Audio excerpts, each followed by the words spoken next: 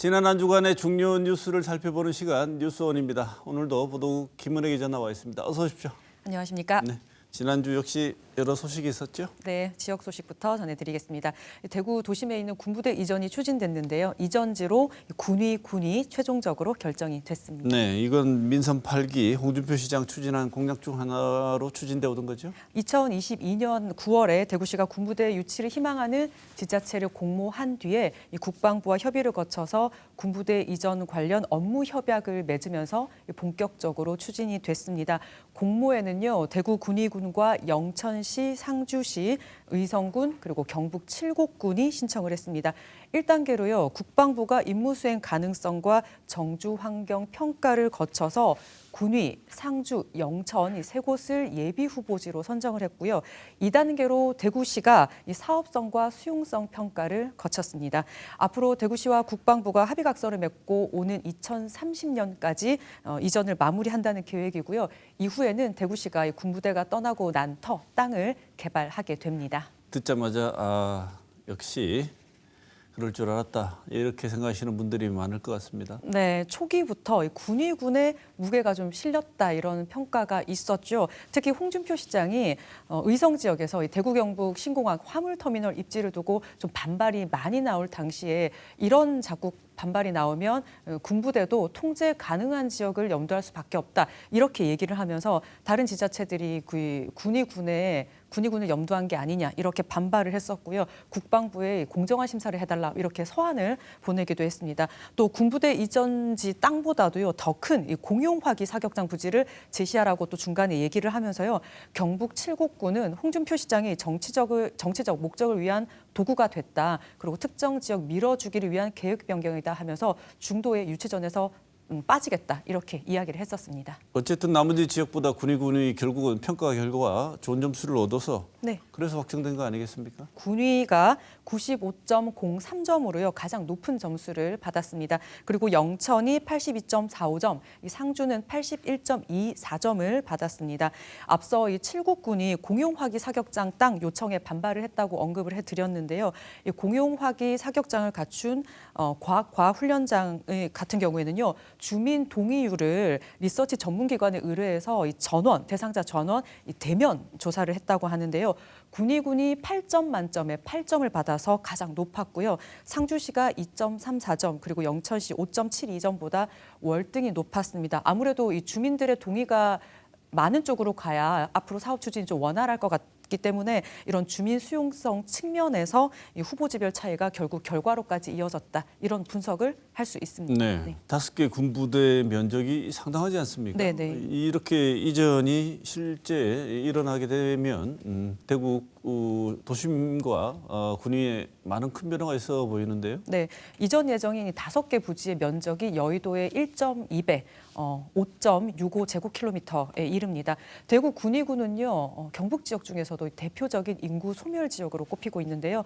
대구 경북 신공항 건설에 이어서 군부대 이전까지 정말 가장 큰 변화의 시기를 맞고 있습니다. 단순히 이게 군부대만 이전을 해오는 게 아니잖아요. 어쨌든 계획 인구가 정주를 하게 되고 이에 따른 상업시설들도 들어서게 될 거면서 일자리 창출 그리고 생산 유발 등 파급 효과에 상당한 기대를 하고 있습니다.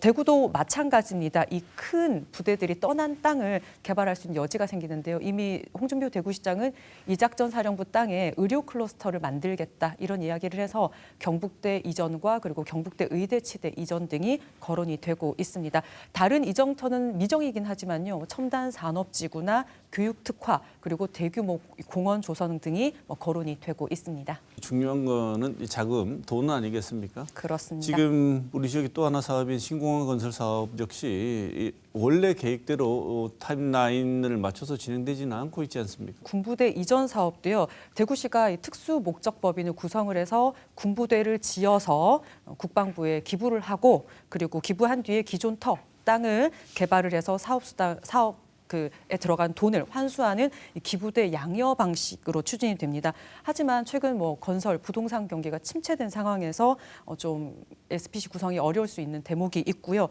여기에다 지금 홍준표 시장의 중도 사퇴 가능성도 있고 또 여러 가지 협의를 거쳐야 할 정부가 지금 정치 상황이 많이 복잡하다 이런 그것도 좀 우려스러운 대목입니다. 그렇기 때문에 대구시가 중심을 잘 잡고 추진할 수 있는 행정력을 발휘할 수 있어야 하겠습니다. 네. 모쪼록 이 사업이 원활히 잘 추진이 돼서 우리 지역의 활력과 활기를 더할 수 있는 그런 중요한 계기를 만들었으면 좋겠다는 생각이 들고요. 탈락한 지역 반발이 나오고 있으니까 잘 네. 추스렸으면 하는 생각도 듭니다. 다음 소식은요? 네, 다음 소식은 국내 대형마트 2위 홈플러스가 기업 회생 절차에 들어가면서 유통과 전반은 물론이고요. 지역에 대한 영향에 대한 우려가 나오고 있습니다. 홈플러스 1997년 대구에서 1호점 되면서 시작한 마트 아니겠습니까? 이번 기업 회생 절차를 신청한 데 대해서 회사 측은 선제적인 대응이다 이렇게 얘기하고 있는 것 같습니다. 홈플러스는 지금 영업 실적 부진이 장기화되고 있고 재무 구조가 악화한 상황에서 신용 등급이 하락이 됐어요. 그래서 단기 자금 상환 부담을 덜기 위해서 선제적으로 구조 조정을 위한 기업 회생 신청을 절차를 신청했다고 밝혔고요. 서울회생법원이 재무 구조 개선이 없을 경우에 오는 5월쯤부터 이 자금 부족 사태가 예상된다면서 신청한 지 11시간 만에 받아들였습니다. 이 회생 절차를 밟게 되면서 금융채권 상환이 유예됐기 때문에 자금 운용에는 좀 숨통이 트였다 이렇게 볼 수 있는데요. 홈플러스는 협력업체와 일반적인 상거래 채무는 전액 변제를 하고 그리고 임직원들의 월급도 급여도 정상적으로 지급이 된다. 그리고 전 사업장이 정상적으로 영업할 수 있다. 이렇게 밝혔습니다. 네, 밝힌 것과는 달리 네.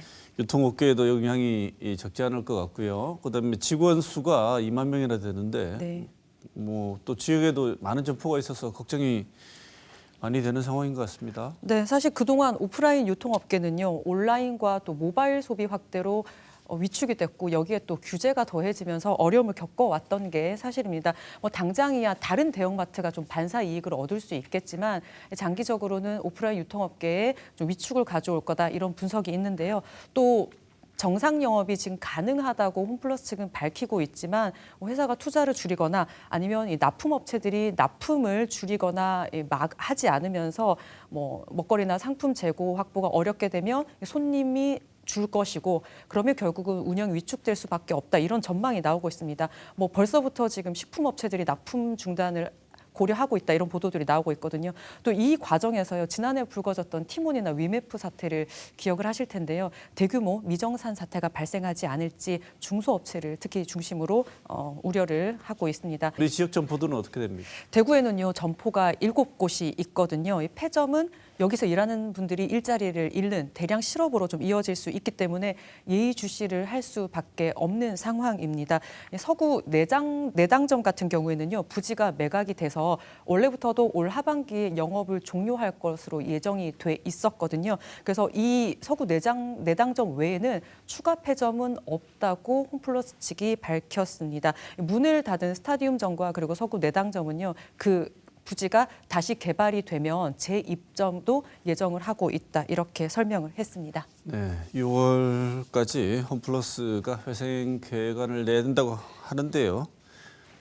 특히나 이 대량 실업, 그다음에 아까 말씀하신 것처럼 미정산 사태 이런 것은 정말 막았으면 좋겠다 이런 생각이 듭니다. 네. 사회 경제 타격이 만만치 않을 것 같으니까요. 네. 네, 마지막 소식 전해주시죠. 네, 지난 4일부터 새 학기가 시작됐습니다. 여전히 북적이는 입학식도 있지만요. 곳곳에서 단촐한 입학식이 치러지면서 초등학생, 신입생 역대 최저라는 통계를 실감할 수 있었습니다. 네, 농촌만의 문제가 아니고 도시와 농촌, 심지어 서울에서도 마찬가지고 네, 대도시. 구분 지을 문제가 아니고 이건 국가 전반적으로 나타나는 문제죠. 네, 올해 초등학교 신입생, 입학생이요 35만 6천여 명이었습니다. 지난해에요 취약 대상 아동이 처음으로 40만 명 아래로 떨어진 이 35만 6천 명이었는데요. 이보다도 더 적었습니다. 대구 경북 지역을 좀 보면요. 초등학교 입학생은 대구 15,800여 명 그리고 경북이 15,300여 명으로요. 10년 전에 비하면 3분의 1이 줄었습니다. 이렇다 보니 말씀하신 대로 농촌은 물론 중소도시 그리고 대도시 내에서도요. 입학생이 한 자릿수거나 아예 없는 학교도 있었습니다. 전국에서 학교 신입생이 없는 학교가 189곳이었는데요. 이 중에서 42곳이 경북으로 전국에서 가장 많았고요. 대구에서 초등학교 1곳 그리고 경북에서 초등학교 2곳이 학생이 없어서 올해 폐교합니다. 옛날 얘기해서 좀 그렇지만 옛날에는 오전반, 오후반 예. 있었고요. 그 오전반, 오후반 한반도 정말 빽빽한 콩나물 시루라고 하지 않았습니까? 네네. 정말 까마득한 옛날에 있었던 일처럼 느껴지고 이런 것 같은데 지금 태어나는 출생률이 적으니 이 일은 단순하게 잠깐 있는 일이 아니고 앞으로 쭉 벌어질 일처럼 보입니다. 네, 말씀하신 그런 풍경은 이제 다시는 재현이 안 될 수도 있고요. 그리고 역대 최저 통계라는 거는 진짜 매년 해마다 해야 될 이야기인 것 같습니다. 교육부의 학생 수 추계를 좀 보면요. 2년 뒤인 2027년에는 초등학교 1학년이 통계 작성 이래 처음으로 30만 명 아래로 떨어집니다. 27만 명이 되고요. 6년 뒤인 2031년에는요. 초등학교 1학년 학생 수가 22만 명대로 떨어질 것으로 예상이 됩니다. 대구 경북 지역을 보면 대구 지역에서도 2031년 되면은 초등학교 입학생 수가 10,000명대 아래로 떨어집니다. 네, 학생 수가 적어진 이 작은 학교들, 네. 이런 작은 학교들은 학생 수 급감에 따른 여러 가지 우려점이 여러 가지가 생길 것 같은데요. 네. 교육의 질이 떨어질까 걱정이 많이 되는데 어떻게 이 교육의 질을 담보할 것인지 대책이 필요해 보입니다. 네, 고민해야 될 것 같습니다.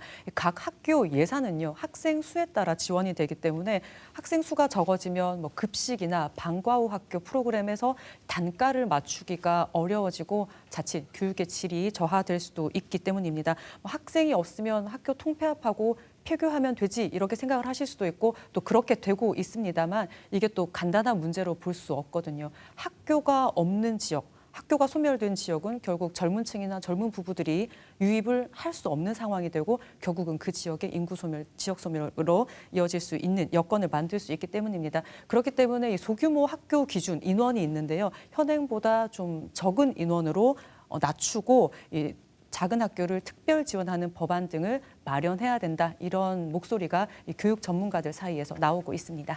네, 김은혜 기자 이번 주도 준비에 고생이 많았습니다. 수고했습니다. 고맙습니다.